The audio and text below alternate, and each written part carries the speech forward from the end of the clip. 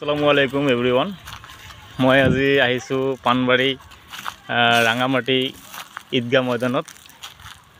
আজি আমি আপোনালোকক দেখুৱাম পানবাৰী ৰাঙামাটি ঈদগাহ ময়দান। চাওক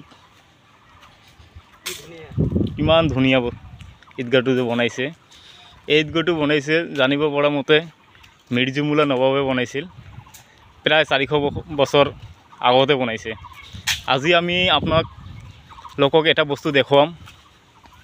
সেই বস্তুটো হ'ল যে কিছুমান ইয়াতে দেৱাল বনাইছে, সেই দেৱালবোৰ আজিলৈকে একো স্পৰ্টে হোৱা নাই, মানে জহি খহি এতিয়ালৈকে যোৱা নাই। আচলতে এটা বস্তু ক'ব লাগিব যে আজিকালি যে যিকোনো এটা বস্তু চিমেণ্ট দি বনায়, যে দেৱালে বনাওক বা বিল্ডিঙে বনাওক বা ৰাস্তা ঘাটে বা দলঙে বনাওক, কিন্তু জহি খহি যায়। কিন্তু এটা বস্তু ক'ব লাগিব যে পানবাৰী ৰাঙামাটি ঈদগাহ ময়দানৰ যিবিলাক দেৱাল যে বনাইছে, এই দেৱালবিলাক আপোনালোকে চাই আছে, ভালদৰে আপোনালোকে প্ৰত্যক্ষ কৰিব যে প্ৰায় 400 বছৰ আগতে এই দেৱালবোৰ বনাইছে, এতিয়ালৈকে কোনো ধৰণৰ ক্ষয় ক্ষতি হোৱা নাই। আপোনালোকে চাওক, যিহেতু এতিয়া পূৰা ৰ'দ, সেইকাৰণে অকণমান হেৰি দেখাই গৈ আছে।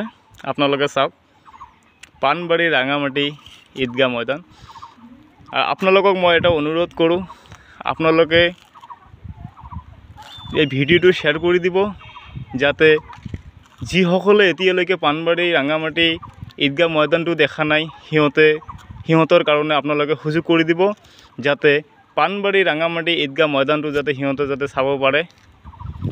আপোনালোকে ভিডিঅ'টো শ্বেয়াৰ কৰি দিব।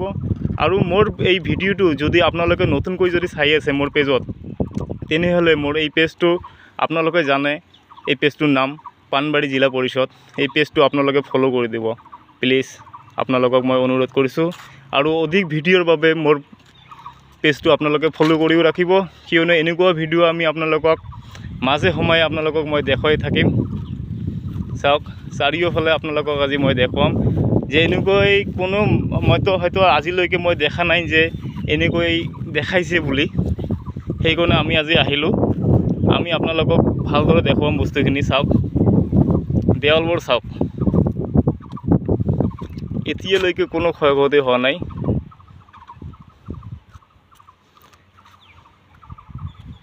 চাওক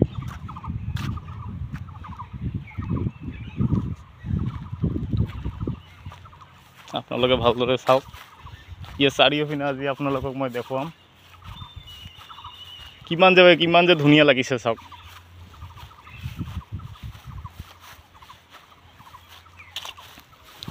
আৰু এটা বস্তু আমি আপোনালোকক আজি দেখুৱাম, ইয়াতে কুঁৱা আছে, মানে কুঁৱা বুলি কয় যে, মানে আমাৰ গাঁৱলীয়া ভাষাত এইটো ইন্দিৰা বুলি কওঁ, কিন্তু একচুৱেলি এইটোৰ নাম কুঁৱা। এই কুঁৱা ইয়াতে আছে, কুঁৱা এইটো চাইডত আছে। আপোনালোকে চাওক এই ঘৰটো যে প্ৰত্যক্ষ কৰি আছে, এই ঘৰটোৰ তাতে কুঁৱা আছে যে।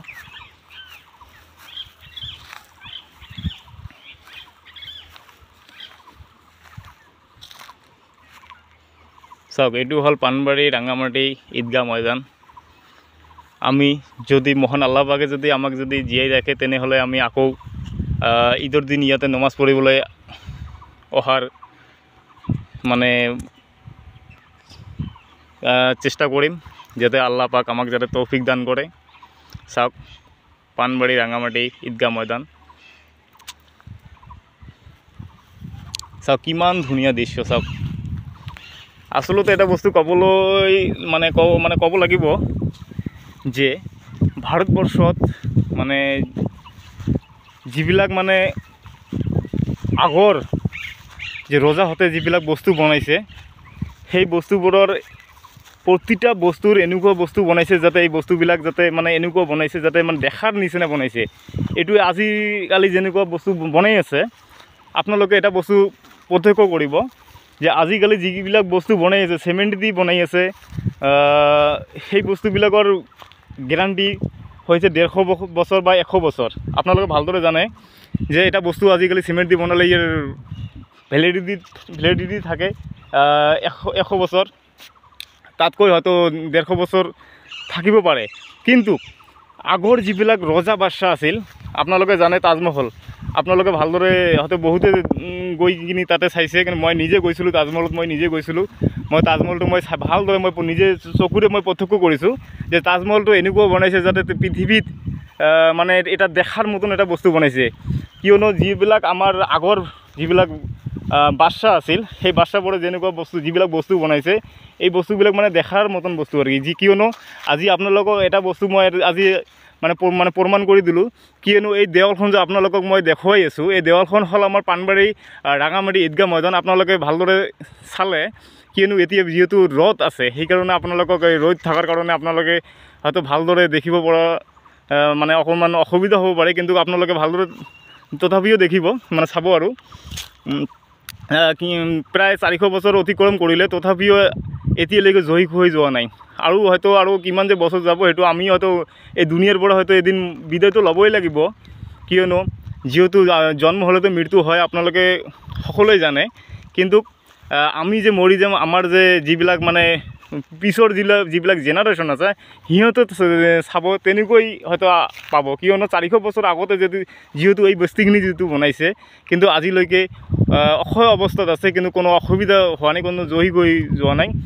তেনেধৰণৰ ভাৰতবৰ্ষৰ বুকুত যিবিলাক ৰজা বাদশ্বাহ আছে, আপোনালোকে ভালদৰে ইতিহাস চাব। ইতিহাসত আপোনালোকে এটা বস্তু ভালদৰে প্ৰত্যক্ষ কৰিব যে আমাৰ